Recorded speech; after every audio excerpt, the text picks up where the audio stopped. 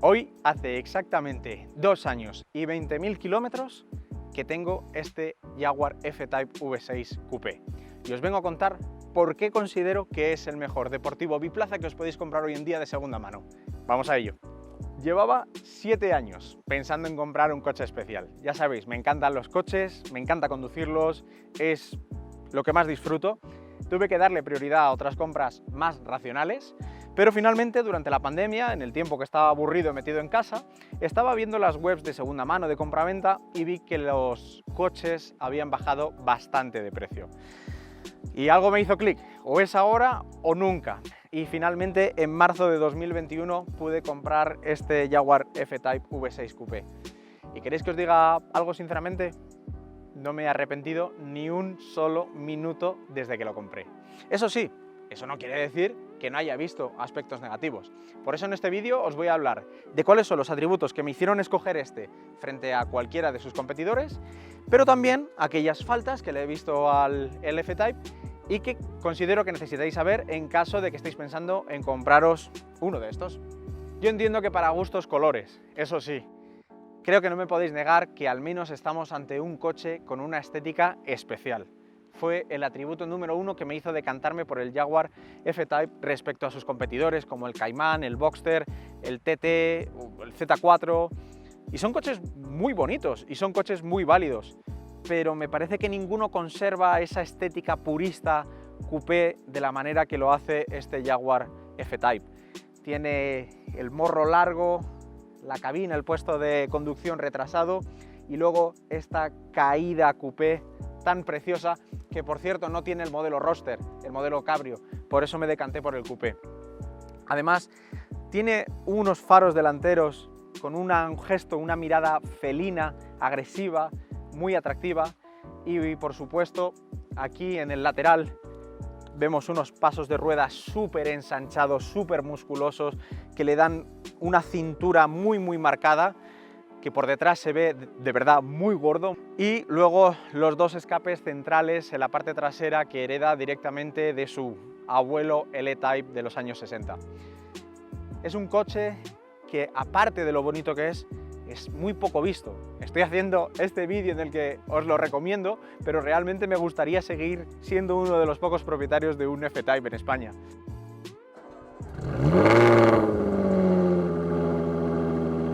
El segundo atributo que me hizo decidirme por este coche frente a sus competidores, y que casi lo considero tan o más importante que el primer atributo, que la estética, es el sonido.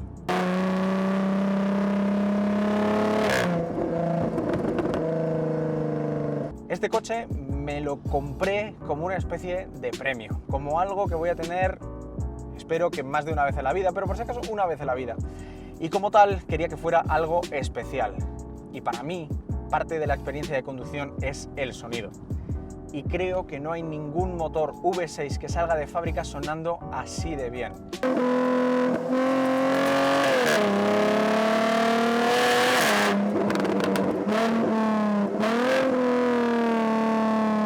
Y el tercer atributo que me hizo decantarme por este F-Type fue la practicidad. Y me vas a decir, ¿cómo? ¿Practicidad en un coupé biplaza? ¿De qué me estás hablando? Pues sí, la practicidad. Evidentemente no te va a caber la abuela, la silla del niño, el perro, no, porque es un coupé biplaza. Pero dentro de lo que es un coupé biplaza es tremendamente práctico. Aquí en la cabina, en el puesto de conducción, lo único que echaría un poquito de menos sería un hueco específico para dejar la llave, para poder meterla como hay otros modelos. Por todo lo demás es un coche que está relativamente bien aprovechado. Aquí en las puertas evidentemente tenemos una guantera de cada lado, donde se pueden meter pues las gafas de sol, se pueden meter cosas de pequeño tamaño, la verdad, tampoco es muy grande. Aquí en el centro tenemos una guantera con espacio generoso para dejar llaves de casa, un móvil, algún cable que necesites de carga. Y bueno, por todo lo demás, para dos personas, yo creo, lo considero con un espacio correcto. Si hay algo práctico de verdad en este Jaguar F-Type, ese es su maletero. Si comparamos con, por ejemplo, el Boxster o el Cayman, sí, también tiene muchos litros de capacidad, ¿pero por qué? Porque está dividido en dos, en un maletero delantero y en un maletero trasero. En este Jaguar el motor está delante y toda la capacidad la tenemos aquí detrás. Y si no me creéis, Vais a ver. ¿Qué? ¿Tiene capacidad o no? Nadie se lo cree. He metido aquí una maleta para 2 personas, 15 días, una maleta de cabina, de esas chiquititas, mochilas y todavía me ha sobrado espacio para meter algunas bolsas de estas de supermercado. El maletero es muy largo y aparte, como tiene estas partes tan anchas, estas aletas tan anchas, esto también se aprovecha aquí por dentro. Y tengo pues el starter por si acaso algún día me quedo sin batería. Incluso tenemos esta trampilla aquí, a ver si aprendo a quitarla, que da espacio, pues mira, tengo un extintor ahí abajo. O sea que práctico sí que es para ser un coupé biplaza. Y finalmente, como último punto también de practicidad, es la altura libre al suelo. He conducido algunos deportivos o superdeportivos con los que tenías que tener un cuidado inmenso cada vez que había un acceso a un parking, cada vez que había un mínimo bordillo, tenías que levantar el coche, la suspensión delantera, y a la que entrabas demasiado duro en algún resalto o algo así, sonaba la rascada esa que te duele hasta en el alma.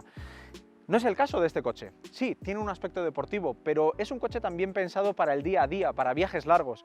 Entonces tiene una altura libre al suelo suficiente como para librar esos obstáculos que tenemos en el día a día. Pero al comienzo de este vídeo yo os he dicho que os iba a decir tanto los atributos que me hicieron comprarlo, como aquellos fallos que he ido viendo durante estos 2 años.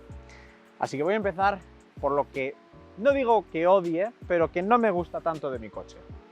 Punto número 1. Modelo base, muy base. Esto, ¿en qué lo he notado? ¿Qué es lo que me ha molestado? Pues mira, sin ir más lejos, los espejos son regulables eléctricamente, pero lo que no son es plegables eléctricamente.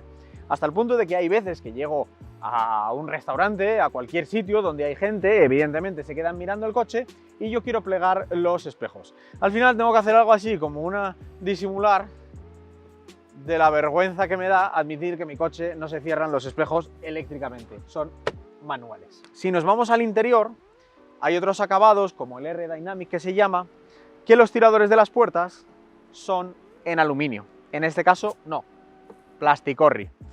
Como plasticorri de este plasticutre era esto de aquí, que al final acabé por vinilarlo en efecto carbono porque de verdad es que me rechinaba mucho tener que echar mano siempre a ese plástico negro, liso, feote. ¿Qué más cositas tiene el modelo base? Hombre, pues que el sistema de infoentretenimiento no es malo, pero por ejemplo no tiene conectividad con Apple CarPlay, no tiene Android Car Auto, entonces, aun siendo moderno, se nota que es una generación posterior a lo que hay ahora mismo. Luego, por ejemplo, también tenemos aquí dentro el climatizador, que sí, es un climatizador, evidentemente no es aire acondicionado. Aquí tenemos 2 ruletas y la central que sirve para cambiar la potencia, digamos, del ventilador.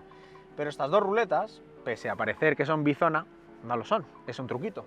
Si yo cambio una, la otra cambia con ella. Y también pasa lo mismo con el del copiloto.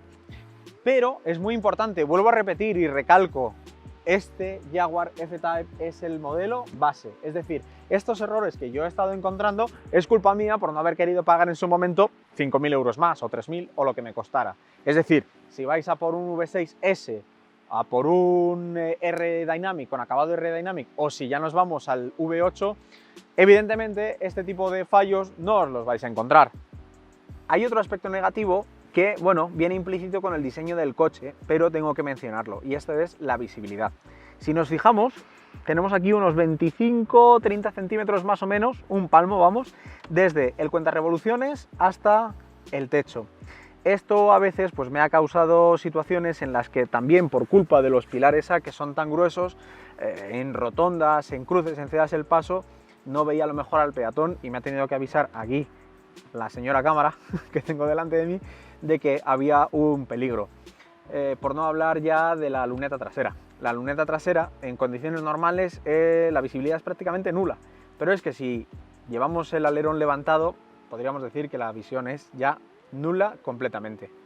Y para acabar con los aspectos negativos tengo que mencionar algo que me volvió loco en su momento. Cuando compré este coche tenía 2 años y 36.000 kilómetros, es decir, nada, prácticamente nada. Y al poco de comprarlo, cuando iba a velocidades un poquito superiores a las permitidas, se oía como un flaneo, como si algo, una tela, un plástico, estuviera con el viento, estuviera golpeando constantemente. Entonces me volví loco. Pensé en principio que podía ser a lo mejor alguna esquina mal vinilada. No sé, me volvía loco mirando todo. Y resulta que investigando, acabé metiéndome en un foro americano donde hablaban de que uno de estos plásticos, ahora ya no sé ni cuál es, a altas velocidades, como el viento entraba por aquí, lo hacía flanear y golpeaba constantemente. Lo solucioné con un poco de cinta de doble cara, pero joder, Jaguar, que eres un coche que nuevo te vendes por 90.000 euros, que tenga que utilizar yo cinta de doble cara cuando tiene 36.000 kilómetros para solucionar un ruido de plástico, no es de recibo. No todo es perfecto, pero sí que hay que decirlo. Estos son los 3 inconvenientes que más me molestan de mi coche. ¿Me van a hacer arrepentirme de la compra? Jamás, nunca. Son cosas que evidentemente me gustaría tener unos mejores acabados, un mejor sistema de infoentretenimiento, pero nunca me han hecho arrepentirme de haber comprado este coche. La conducción del F-Type es emocionante y adictiva.